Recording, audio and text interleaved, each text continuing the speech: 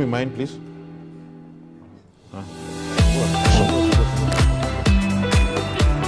Wait, switch, wait, indeed.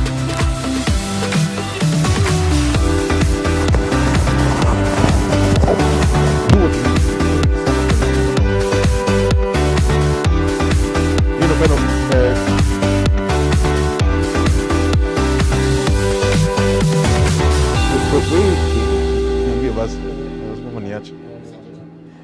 I'm just seeing what I'm logged. I'm not sure.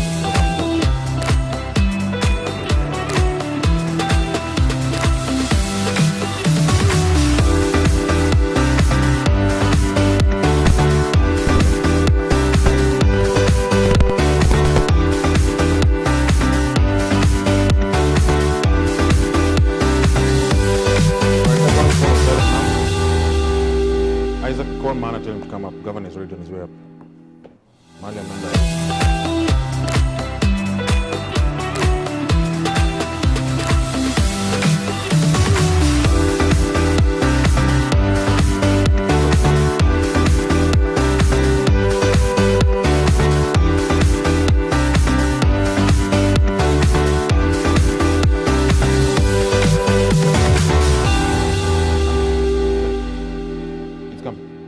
It's come, okay, so.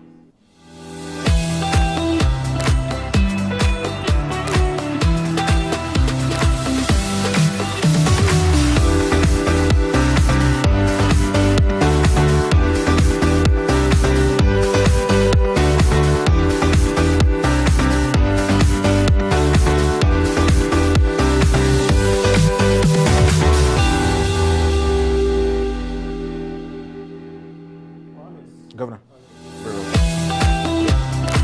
Everything is ready.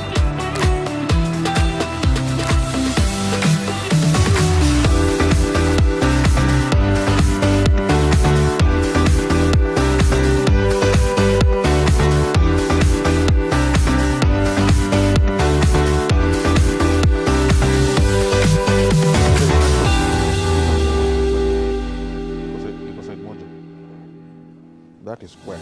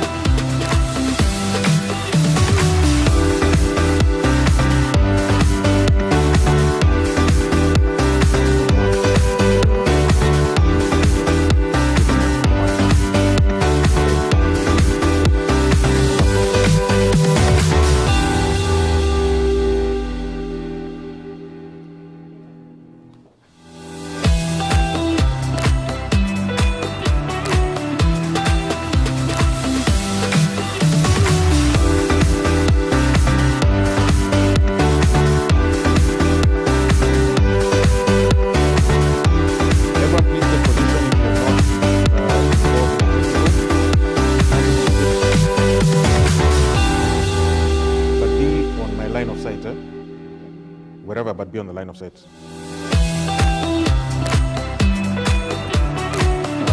Then essay is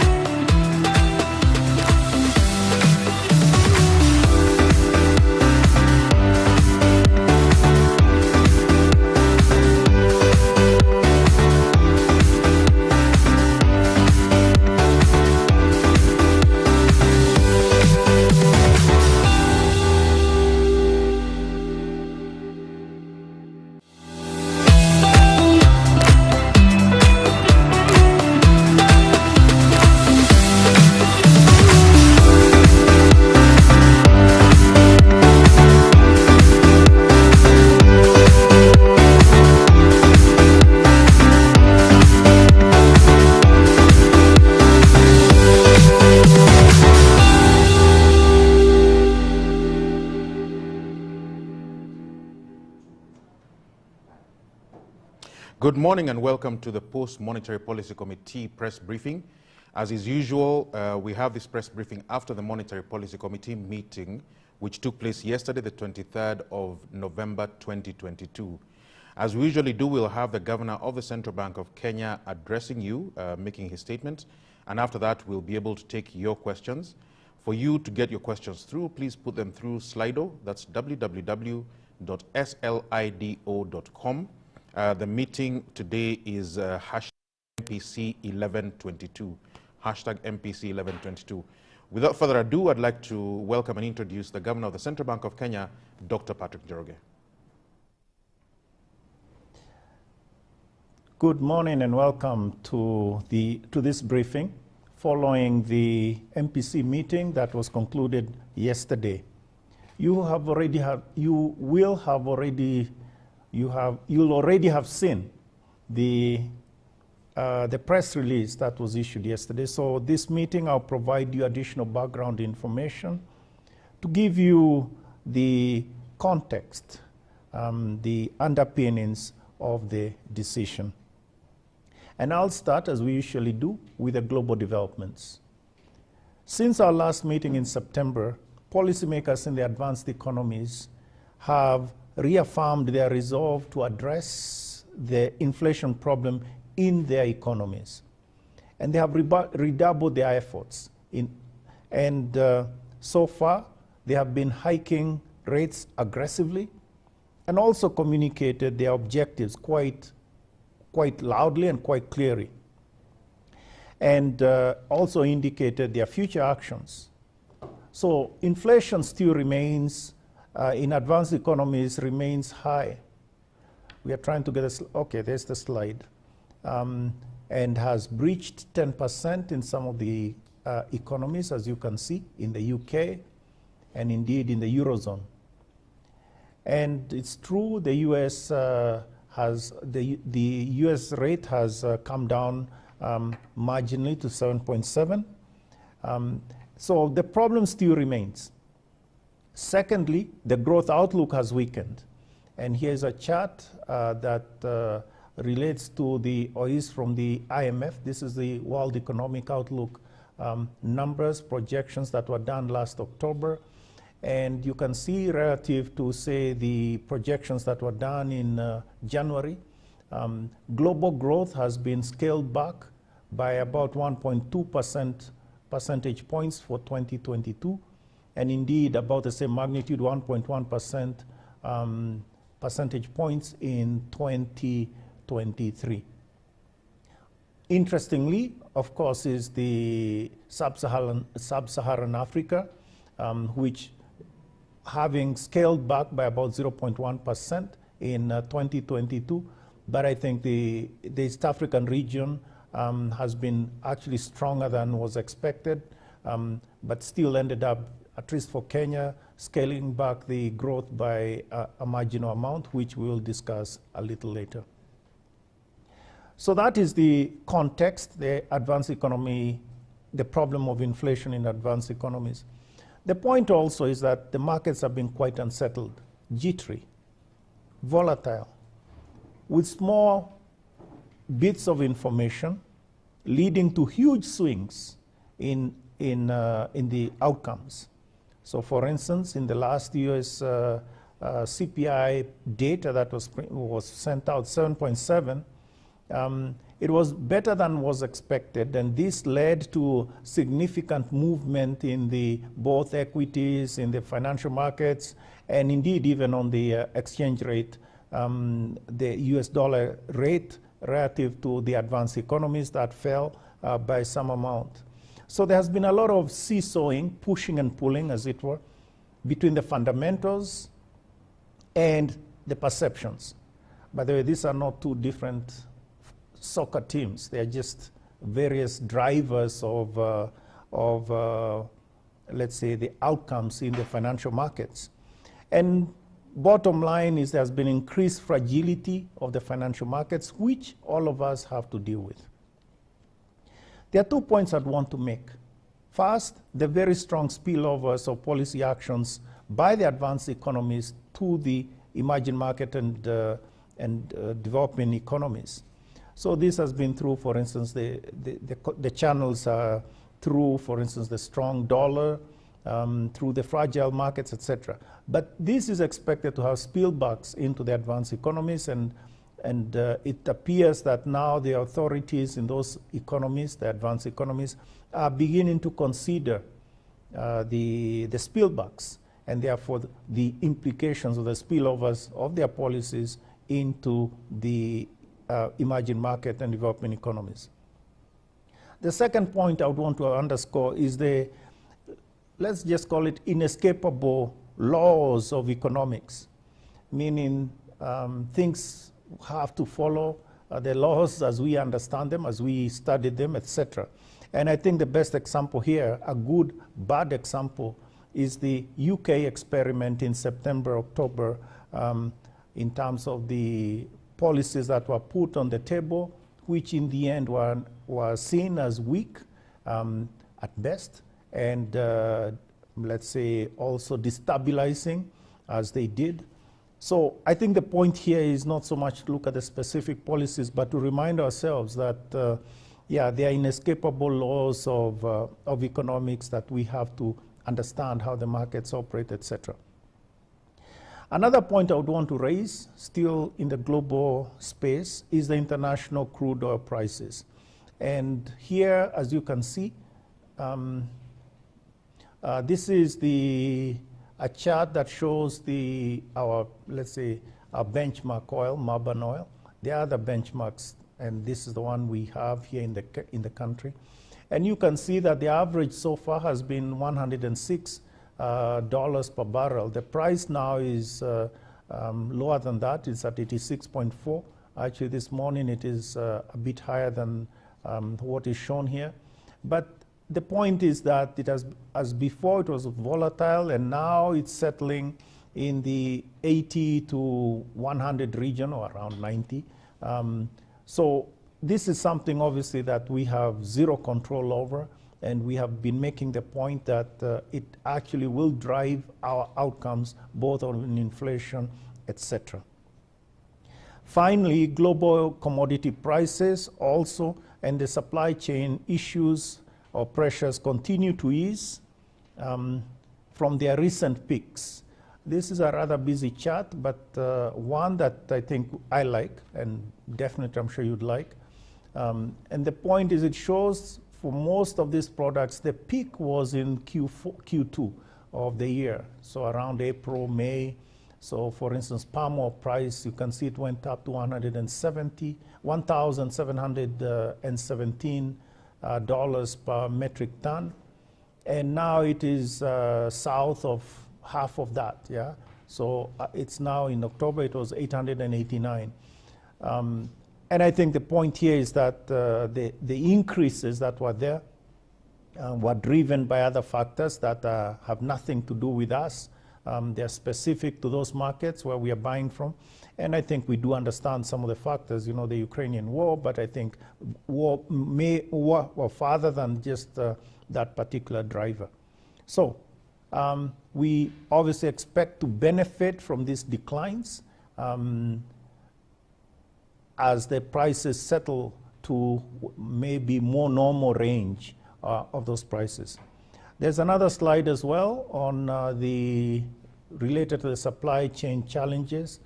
This is the cost of an index related to the cost of a 40-foot container, transporting it around. I don't remember how it is defined, but I think this is something that that is available in the various sources.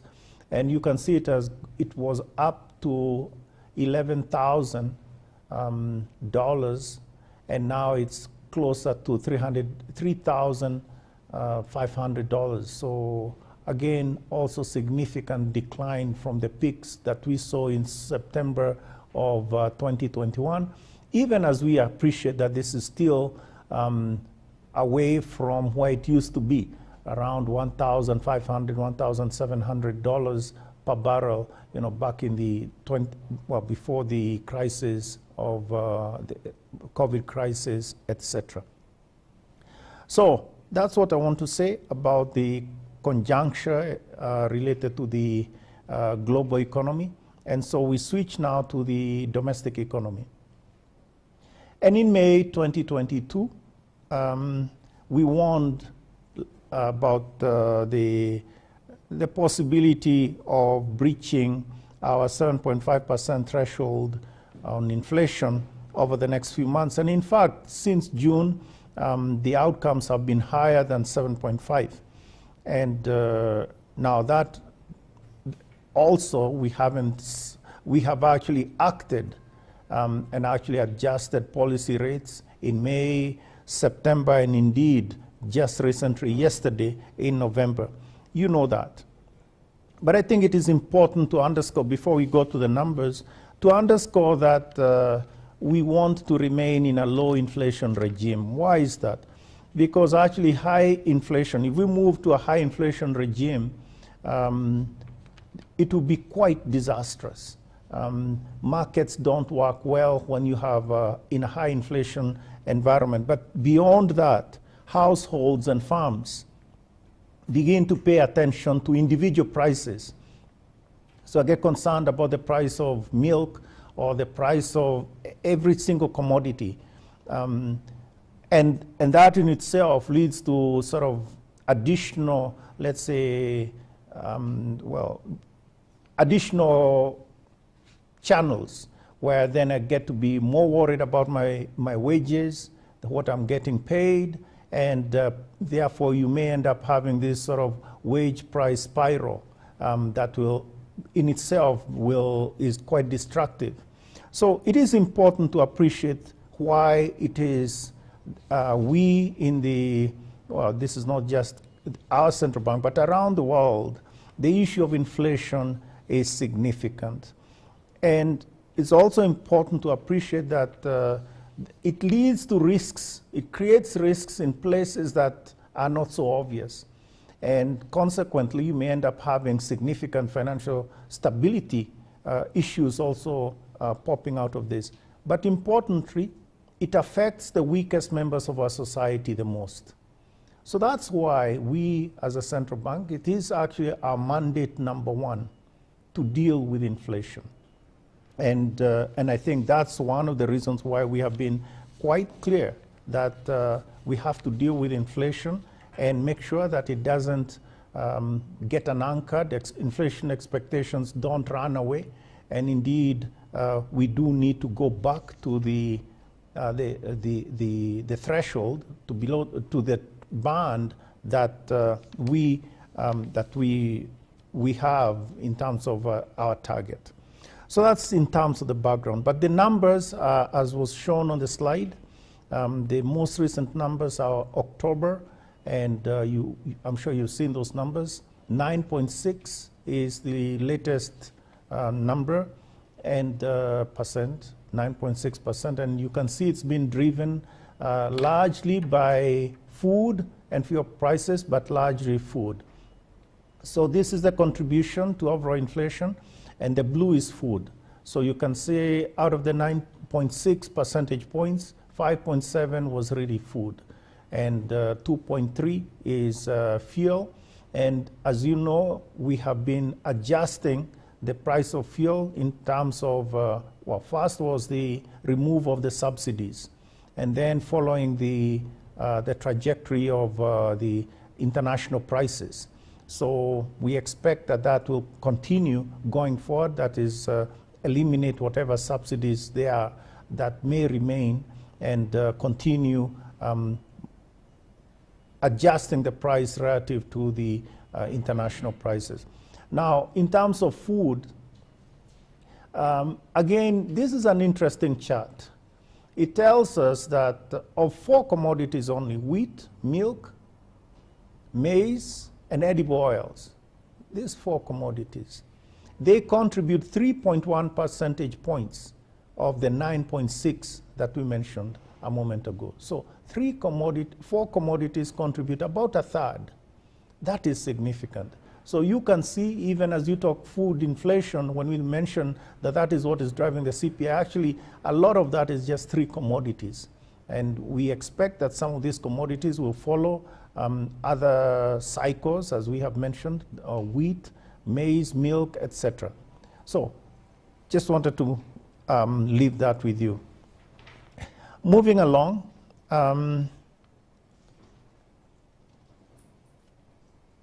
okay, now we are moving to the domestic economy, and now talking more about growth. And we know that the first prints of Q2 by the National Bureau of Statistics were circulated some time ago. I'm sure you've seen them. And that is the column that says, that is labeled Q2. Okay, so those are the actuals. So between Q1 and Q2, actually, the growth rate for the first half of 2022 was 6%. And you can see the 5.2 was, in Q2 was actually strong growth. And that's the way we need to appreciate that, to characterize it as a strong growth. The interesting one, I think, is agriculture, which was the one that was dragging the rest of the economy.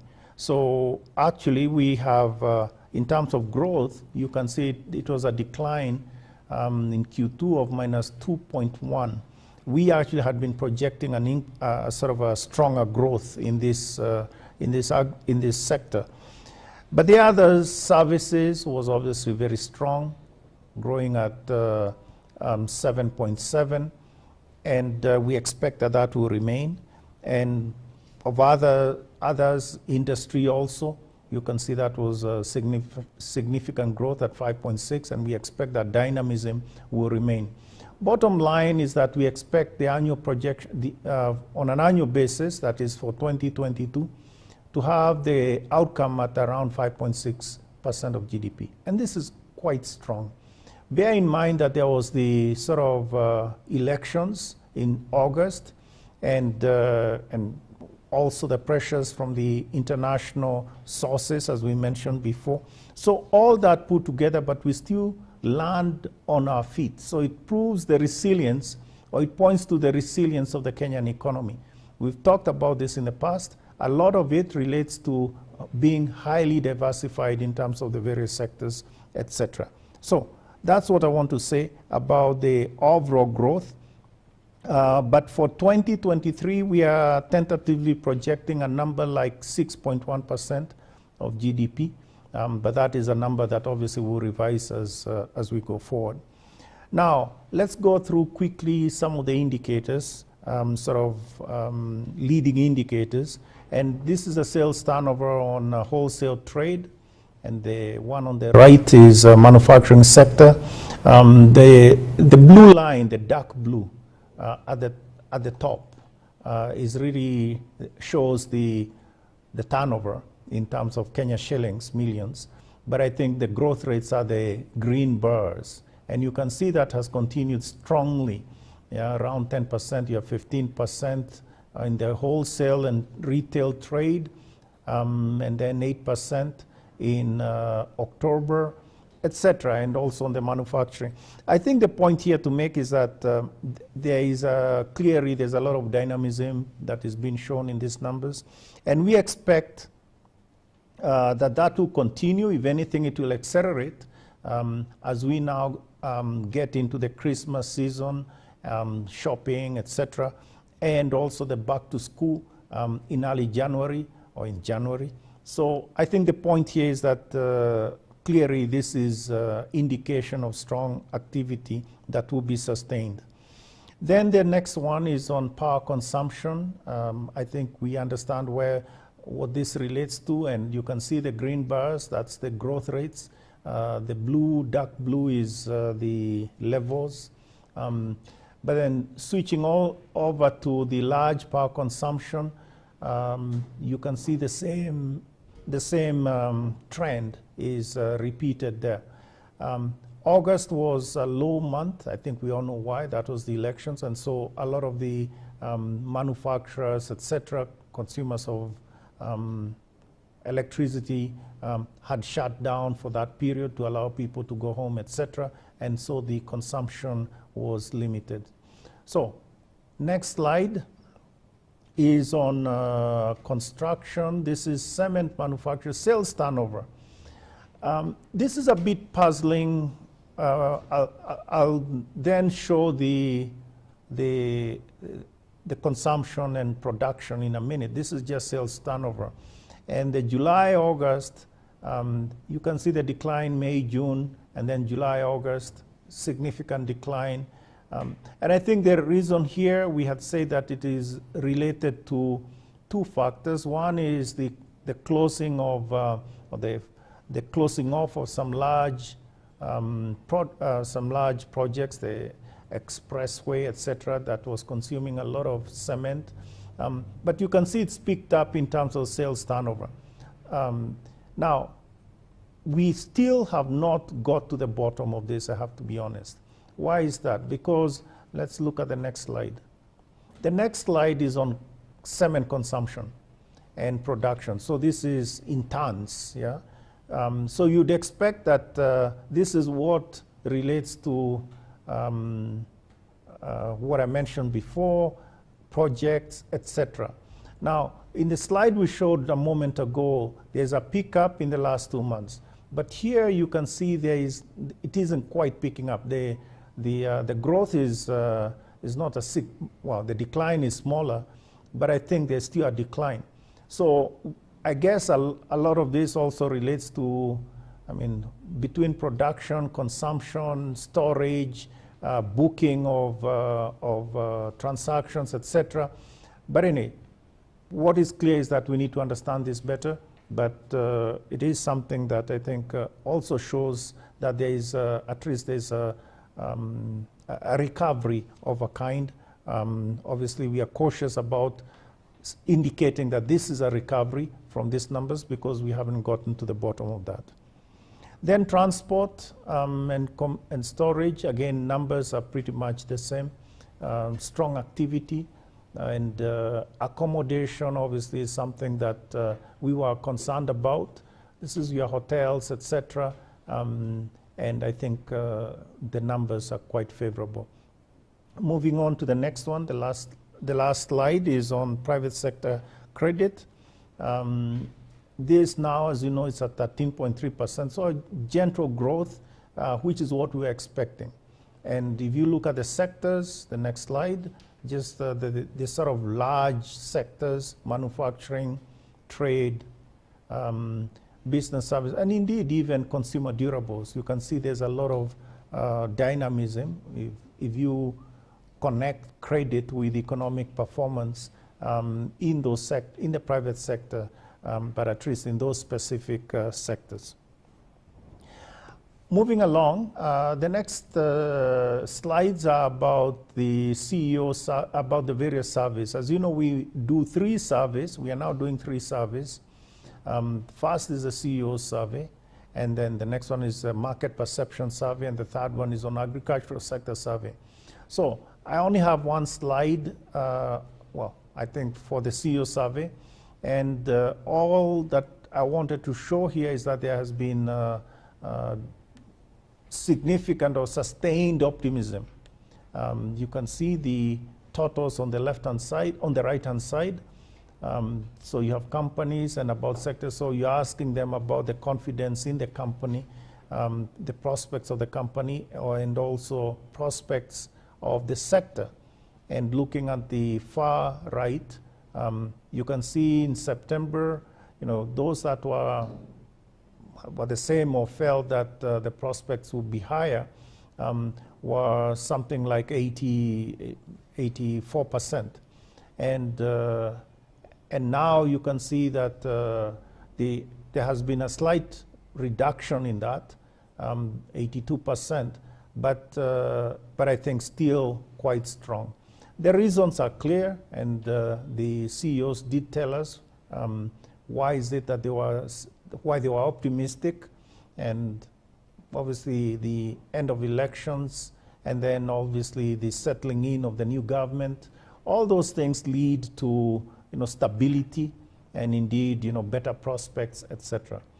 The concerns relate to high inflation, stronger US dollar, which has been affecting everybody around the world, as I mentioned, and possible global recession. So you can see we are connected with the rest of the world. Of course, the drought conditions in some parts of the country was a concern, particularly for those CEOs that are connected to the agricultural sector. So not necessarily farming, but it could also be agro manufacturing, etc. The next one is from the Market Perception Survey, and this is something that again points to significant optimism. On the left-hand side, on the right-hand side, you can see this is more for non-banks. This is the respondents were non-banks, and yes, so there has been an increase, or let's say a decrease in their level of optimism from the September, so almost doubling of the level of, let's say, those that are pessimistic or very pessimistic, the gray and the yellow, at the top, from 13% to 24%. And the question was why? And the respondents really pointed to the risks relating to high inflation, high interest rates, high cost of production. That was 60% of the respondents. And then moderation in agricultural performance due to the depressed rains. So the rains were a significant element here.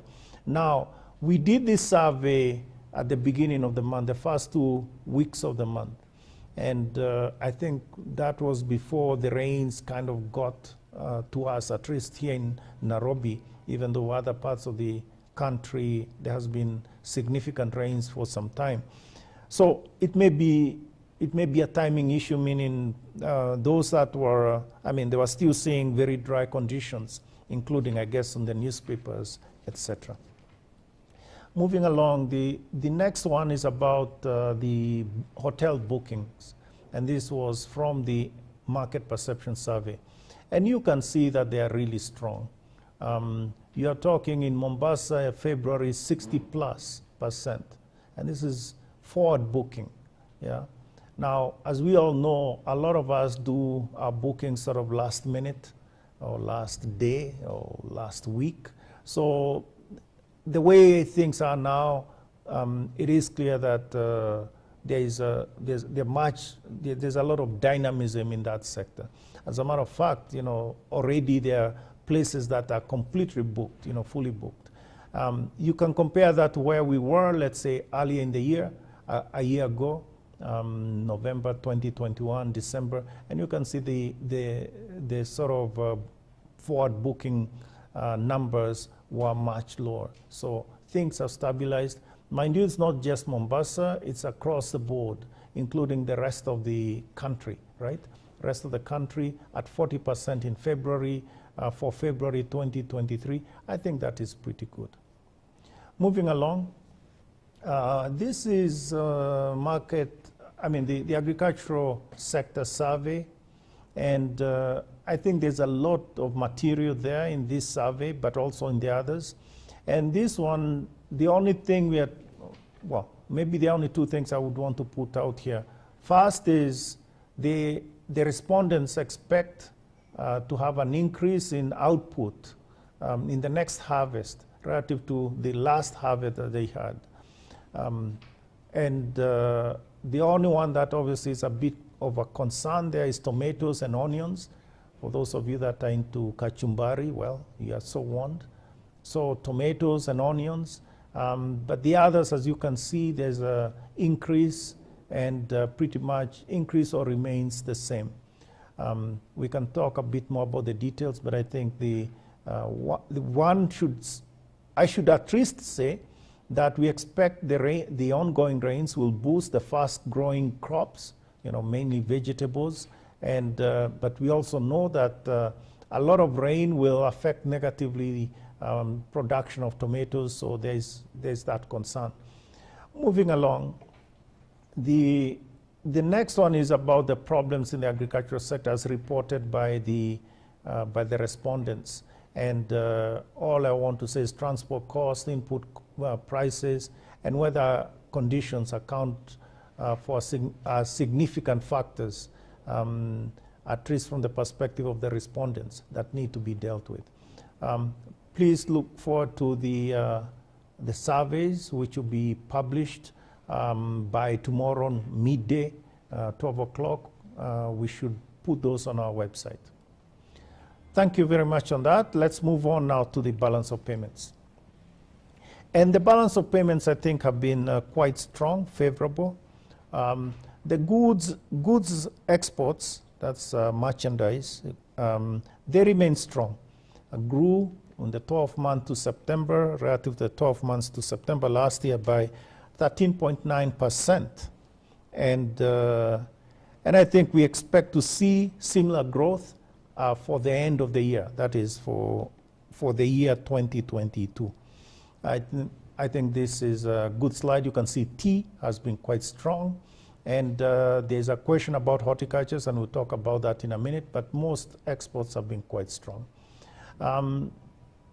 The average price on tea, let's talk about tea, you can see has, compared to last year, have been stronger. And I think this is what is coming through in terms of the outcomes. The next slide is on horticultural exports. Horticultural exports, there are two items that I think are worth flagging. One is the cut flowers, that's a deep green, and there has been a decline in that. And actually here we are not sure, we haven't really tied the bow of this. We haven't tied all the loose ends. So we have some partial understanding what's going on. But I think the point here is that it has stagnated, at least compared to where we were before, and we are not sure if it is a production issue entirely, or it is actually just a demand issue from the countries. I think there's a potential, let's say, both issues. So this is something that I don't want to speak too much about because we haven't tied the bow, as it were. But on the fruits, the big one there was avocados. That is the decline as a source of decline. We've talked about that before. But as you can see now, it's picking up in Q2, well, more like Q3.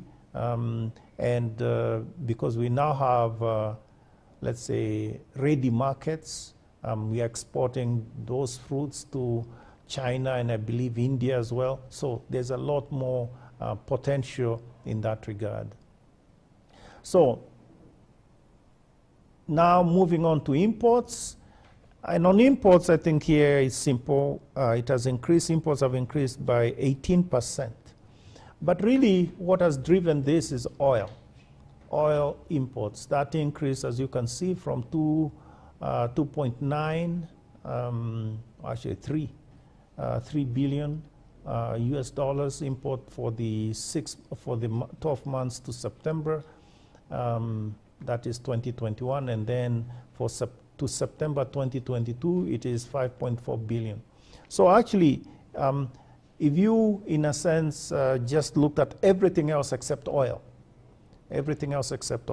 all other imports except oil, actually, oil imports would have, it would have, all other imports except oil would have grown by 5.5%. 5.5%.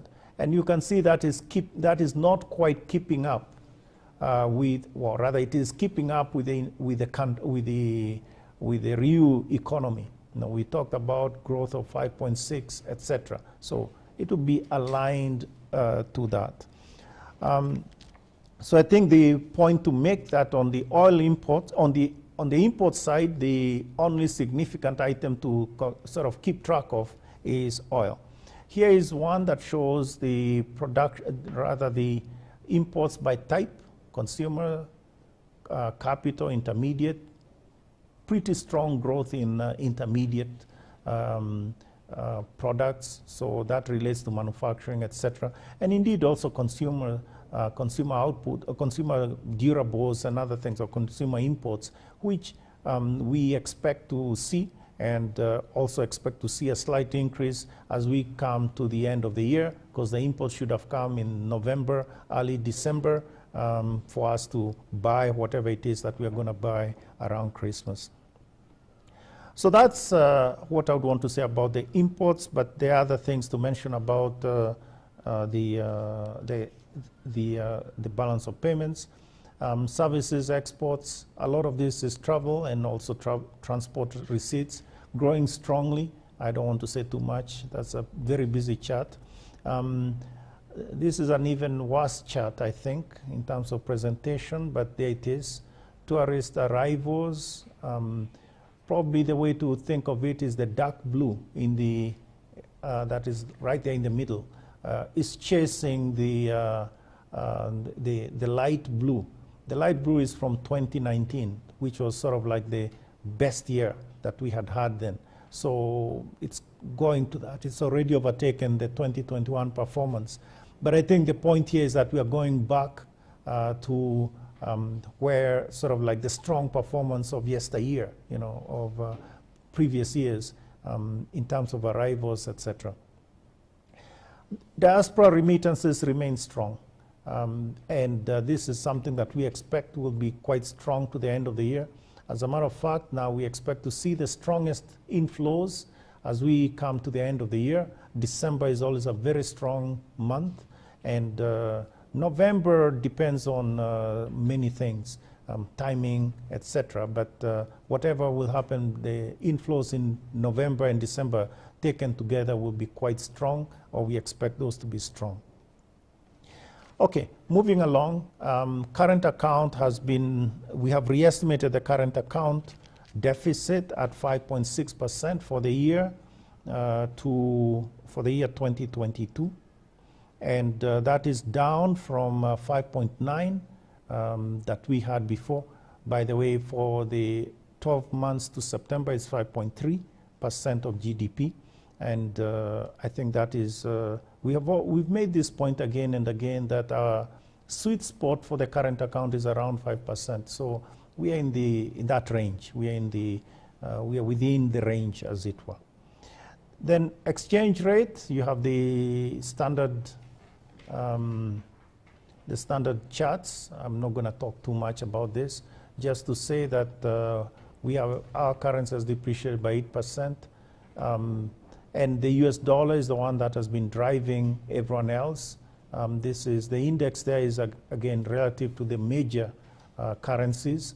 It was up to 14, 18%, and now it's down to 12. Actually, it's come down the last 2 weeks. But it's still 12% over all the other currencies. And then looking at our local currencies, we are at 8%. And you can see where the other currencies are. Various levels, but I think we've made the point again that we want to be sort of in the middle. I mean, we are okay, you know, even as we know that there's a lot happening. I want to underscore again our exchange rate policy, and our exchange rate policy remains that we have a flexible exchange rate regime, and we intervene only to minimize volatility. So our exchange rate policy has served us well through the crisis, not just this one, but all of them, the plural of all the crises that we've gone through. And it has served us well as an automatic stabilizer, adjusting more quickly before other policies can be put in place. So I think we are comfortable with the outcome of that set of policies. Now, this is the exchange rate cover, foreign exchange cover. So the question here is, okay, the central bank holds reserves for quote-unquote rainy day. And, you know, obviously we use the reserves to make payments for the government. And also it serves as that sort of fund, you know, rainy day fund, as it were. Now, it has come down to almost 7 billion US dollars from a peak of almost 9 billion a couple of years ago. And I think in terms of percentage of, or rather months of import cover, as was indicated in the press release, this was 3.94 months of import cover. Now, I need to make a couple of points there. So it is, what really is the policy what are we shooting at here? And I think I'll make 2 points. First is, according to our act, at all times, we are supposed to at all times use our best endeavors to maintain a reserve of external assets at an aggregate amount of not less than the value of 4 months of import cover, calculated in a particular way. Now, it's interesting that the numbers we are giving you here are not exactly this. I need to make that point. Actually, the numbers that we are giving you relate to usable foreign exchange reserves. So in that sense, it's not just the assets. It is assets net of some liabilities. So you can imagine that it is lower than where really the external assets themselves, which are not netted, you haven't netted out anything, would be. So we do understand that difference. And we had indicated before that there's about there's a margin there because we do have some liabilities that we need to net out. So from our perspective in the central bank, we've always wanted to have something, meaning to watch. Think of your dashboard.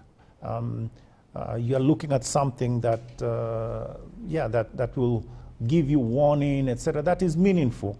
And from our perspective, this is why we have been monitoring that usable foreign exchange reserves rather than just looking at external assets. Although actually the bank, the CBK Act, and indeed also the EAC Monetary Policy Protocol, Monetary Union Protocol, talks only about external assets. Now, there's also that word best endeavors, and we have to appreciate best endeavors. It means that we have to do what we can to make sure that that happens.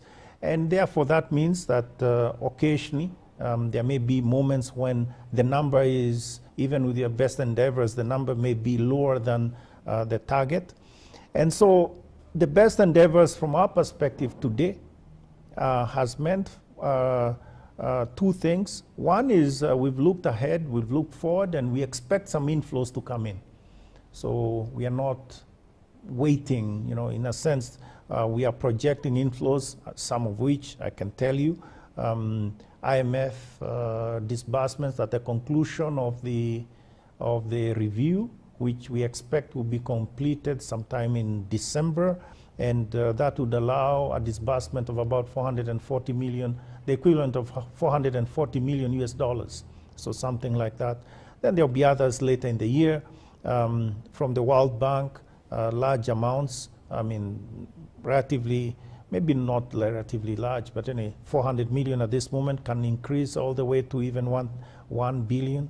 There are also other IMF transactions or disbursement that will take place by June of next year. So there is actually programmed inflows, and that gives us comfort that we are doing our best endeavors in this regard. In terms of the payments, a lot of this is virtually payments for government debt, and those are programmed. So we need to make sure that those are paid, and so that's how let's say the best endeavors equation is put together. Moving along, I want to make a few points on the and I'm now conscious that I've been talking for too long, so maybe I should bring this to a close very quickly to allow you time for questions. So I'll only make then 2 points about banks. Their liquidity levels and capital levels remain okay, adequate, and we made that point in the press release. But I think the 2 developments that have happened recently, first is in the credit information sharing framework, and this is something that obviously there has been concern from various members of the public and everyone else that this could be improved, and we tightened it. We've been working with the CRBs, that's the bureaus, the credit reference bureaus, and also the banks, because it works both ways. So first, in terms of making sure that the records are correct, and that is something that we've been working with the CRBs, make sure that their algorithms for calculating credit scores, world class, etc. So that is an ongoing sort of work program, but I think that's going well. Secondly, the issue of making sure that your credit score is not the only thing that is used for your in determining whether you be given credit or lending, etc. And now, if you would go to if you would look at your own credit report, at the top of the credit report, it is quite clear. It says that this in the information, the credit score is it should be used in addition to others. It's not the only issue. The only let's say it shouldn't be used only on its own for making a judgment on lending, etc. Then we've also worked with the commercial banks to make sure that they actually understand this and are tightening, let's say, their risk-based pricing. Remember, this is a journey we've been on, because really the two work together. So if they are looking at the risk-based pricing, they'll look at the potential borrower and understand risk as how risky is a person, based on a variety of information, of which the credit score is one of them. Then there was so I think that we've made significant progress, but again, to understand that this is a journey, and it will in the end be beneficial for all of us, because at the end of it, we need to have borrowers benefit from their history of good payments. So it is important to appreciate that it is not all negative. There's the positive side, which we should distinguish those that are good borrowers and those that are not so good borrowers. And therefore, the person who borrows, who repays as per schedule, would generally get a better terms for their future borrowing, etc. Then the last point I wanted to mention is on the credit repair framework that we approved recently. We talked about it, I think. But I think the point here is that this relates to borrowers that were that had borrowed on the digital platforms, right? So these are sort of the digital lenders on the Mshwaris, the Fulizas, etc. And really there were about, well, maybe to put it differently, the idea here is to work with the borrower to repair their credit record. And so the banks have, let's say, subscribed to this credit repair framework and have communicated to each of their borrowers, and indicate those specific borrowers, indicating that there will be a 50% waiver on whatever is outstanding, and then a 6-month program, or it could be sooner. The program has to be within 6 months of by May 30th next year, and being given an opportunity to actually have repair their credit score and indeed their credit, well, also the credit history in this regard. Having said that, just to throw a few numbers at you, in total there are about 19 million unique borrowers with CRB records, right? So 19 million unique borrowers. There are 3 CRBs, and my information could be in all 3 of them for the same loan. So it's important to sort of figure out, how many people are there? And we are making the point that there are 9 million unique borrowers with CRB records. So that's the universe, right? From which the credit score is calculated. Out of this universe, 12 million unique borrowers have records of performing loans. And this is, let's say, until, this was before we started this credit repair mechanism. So there are 12 million.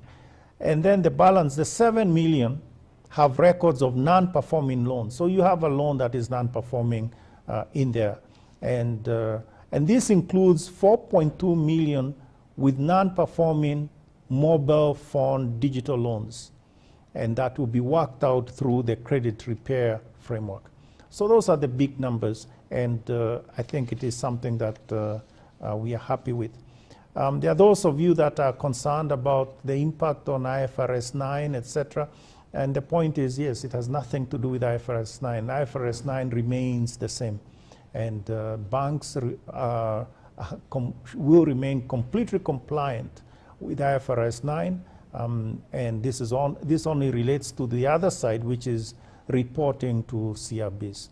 I'll stop there, and I'm conscious that I took a lot longer than I intended to speak. So I'm ready for your questions. Thank you. That was the Governor of the Central Bank, Dr. Patrick Njoroge. And we'll jump straight into the questions. We begin with Julian Zamboko of NTV. Julian's question is, with foreign exchange reserves at 3.9 months of import cover, breaching the recommended floor, does CBK still have buffers to smooth out volatility? The next two questions come from Kefa Moirore of Radio Citizen. The first one is, how does the CBK see lower interest rates as desired by government, which is 10% on treasury yields, panning out amidst the current environment, which is high inflation and high rates? The second question from Kefa, how would the Central Bank of Kenya assess the effect of the previous 2 rate hikes on the economy, given both the continued rise of inflation and a weaker exchange rate? Okay, thank you very much. So the first question on the 3.9, I think I explained this. And Julian's, you should also appreciate that it's not like a trap. You know, when you get there, you're caught. Meaning it's not, things are not, it's not like an accident, right? The moment you are below a certain number, stuff happens, whatever that is. So, and this is why I spent a bit of time explaining that, so if you have 4.1 and 3.9, are they really different? No, absolutely not. But in terms of calculation, they are different. So this is where maybe we all understand when somebody tells you, okay, fine, what is this number? Divide X by Y. And then you are given, I don't know, a number in 3 or 4 or 5 decimal places. It doesn't make sense to do it that way. So what point am I making? We still believe that we have adequate cover to smooth out any volatilities that would come. We also know, as I said, we are doing our best endeavors to ensure that we get reserves, and this is why we are not stressed, as it were. And so in terms of the CBK continuing to perform its function in the markets and elsewhere, also the function of payment of, for government external payments, etc. Oh yes, we are very clear, we have absolutely no problem continuing with that at 100%. Then the question about lower interest rates as desired by government according to KEFA. How does that sit against the environment of high inflation, etc.? Maybe to take both questions together, also the question about the previous rates, how do we assess that? I think the point here is that we all desire a lower interest rate environment. That is clear. But I think we also have to prioritize things. I spent a bit of time explaining the dangers of high inflation. So, and also explaining the dangers of high inflation. So the first order of business is to deal with inflation. And then the others will get to, yeah? So once we have inflation, interest rates will come down. And in a sense, the lower interest rate regime is sort of like in the near term, right? Or medium term, in the future. And we'll get there. But the macro balances that need to be there in the economy, that is essential. So let's deal with the most urgent problem, and then we'll get to the others. And I think that's really the approach that we have taken. And that is, and all these many years we've been taking that approach, and you can see the benefit of it. You have already seen the declines of interest rates from the very high levels that that were there, let's say in 2015, 2016, and even subsequently, and to then more normal levels. Are we saying that the current levels are the ones that will stay forever? Of course not. We want to even go lower than this. But again, inflation was unexpected because of all these external pressures and food, etc. And so we have to take action to deal with that and realize that it temporarily goes in the wrong direction if one is desiring to have a lower regime. But I think this is where you need to, let's say, 2 steps back before jumping, right? So I hope that makes sense. In terms of the assessment of the hikes, we did this, and all I can say is I'm talking of KEFA is talking of the recent adjustments in May and September, and the impact of that is sloshing through the system. Yeah, it is still, let's say, as I said, it takes about 60 days, 90 days to really create, to sort of get, let's say, some impact on lending and the rest of the economy, sort of the interest rate sensitive components of aggregate demand. The next batch of questions, we begin with David Herbling. David Herbling is from Bloomberg News. Do you think Kenya's inflation has peaked, or do you still see prices rallying? Julian Zamboko from NTV, does the CBK have any plans to reverse the CRR cut, that's a cash reserve ratio cut, effected in April 2020, and Herald the Law of the People Daily? The Central Bank of Kenya ordered the delisting of about 4.2 million borrowers, yet most digital lenders have not been cleared. Are you not concerned about this? Okay, so the first question, I don't know. I mean, whether it has peaked or not. I don't think the point for me is to sort of come out with a point estimate. Yeah. So we are not doing point estimates. What is clear is there has been inflationary momentum, and we need to turn it. So whether we have completely turned it, or whether there'll be an additional sort of, let's say, month or two where it hasn't fully turned, that many factors. We talked also about food as one of the key drivers. And that is, your guess is as good as mine. We've done the survey, etc. But does that mean that we are very, let's say, sure? Yeah, how comfortable are we? How firm are we that the price of maize, the price of milk, the price of wheat, yeah, the price of edible oil, the 4 commodities I mentioned, will actually be turning, meaning coming down and not continue to increase or remain flat?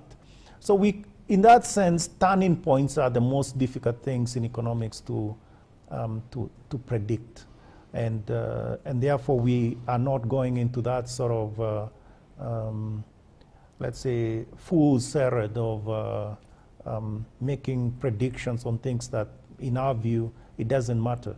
What is clear is we are addressing the momentum, inflationary momentum that is there, and the policies that were put there we believe are appropriate, and consequently we would expect the prices to begin to come down in the near future, or rather inflation, not prices, inflation to begin to come, the inflation outcomes to begin to come down, and hopefully in the next quarter, sometime the next quarter, early next year, we would see the outcomes back in the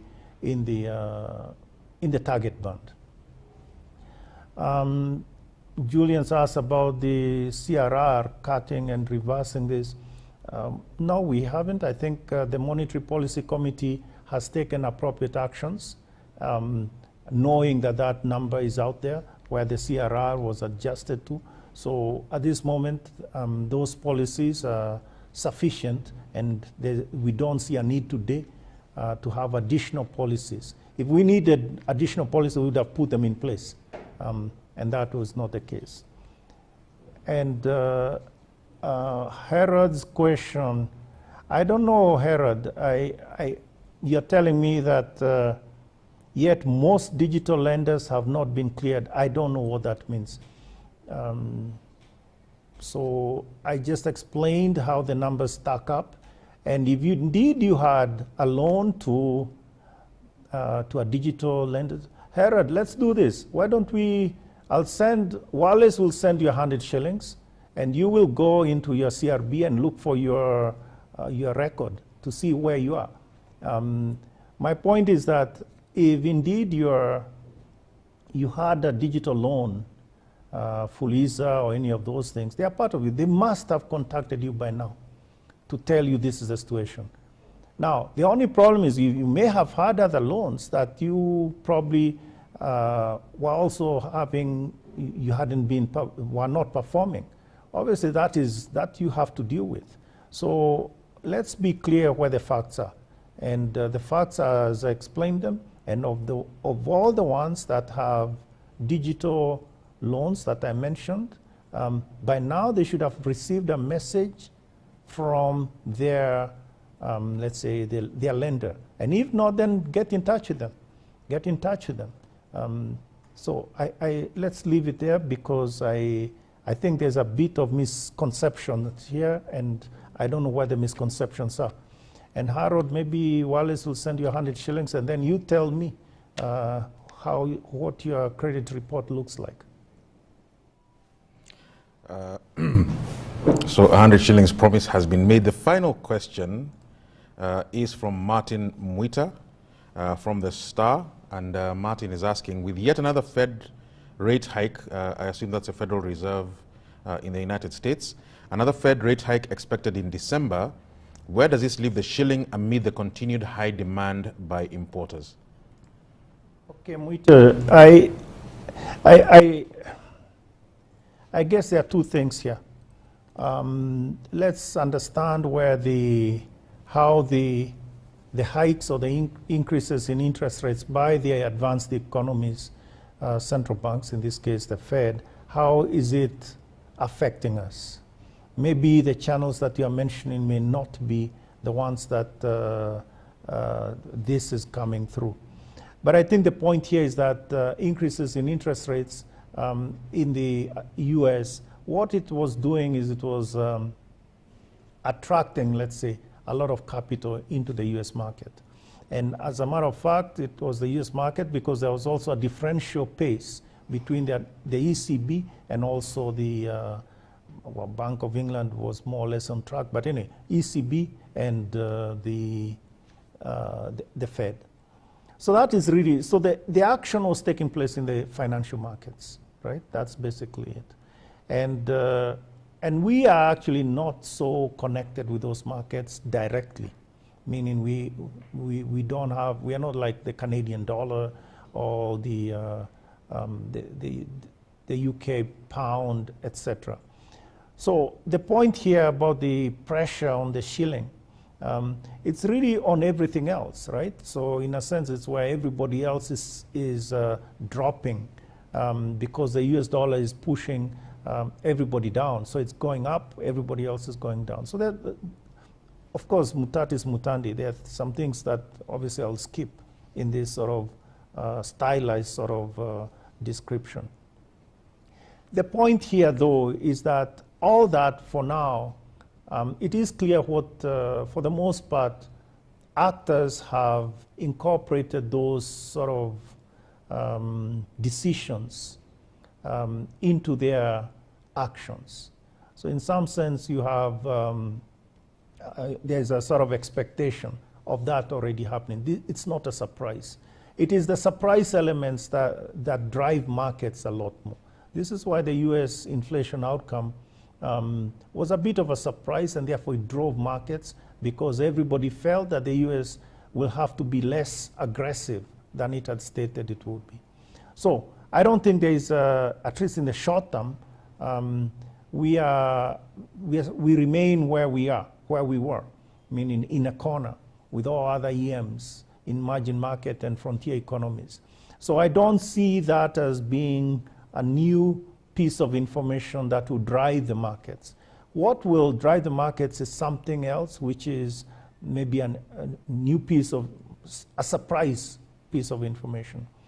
I didn't mention this, but I think I should have, which is to insist on the number one problem of, as we see it today, which is the danger for a financial accident. And we are talking of a financial accident in the emerging market space, or for that matter, the markets as we saw them in the advanced markets, let's say, the financial markets. You know, think of what happened with the cryptocurrency world, yeah? And yeah, sure, that was an accident. Maybe people should have foreseen it, etc. But you can imagine having, you know, this is still a small piece of the entire financial sector, and actually not connected to the more traditional parts of the financial sector. So the point I'm making is having an explosion of just one, or implosion of one particular entity can have significant shockwaves that would be felt not just in that market, but in all markets, and indeed much further out. So that is sort of like the number one concern that keeps most of us awake at night. So just wanted to throw that at you. Thank you very much. Thank you, Governor. That brings us to the end of this press briefing. And as is usual, we do these press briefings after every Monetary Policy Committee meeting. So we expect the next one after the next scheduled Monetary Policy Committee meeting in January. But as the press release says, if there's any need for the MPC to meet earlier, that will be communicated. But for now, thank you so very much. And if we do not see you again, do have yourselves a happy holidays and a happy new year, and see you when we see you.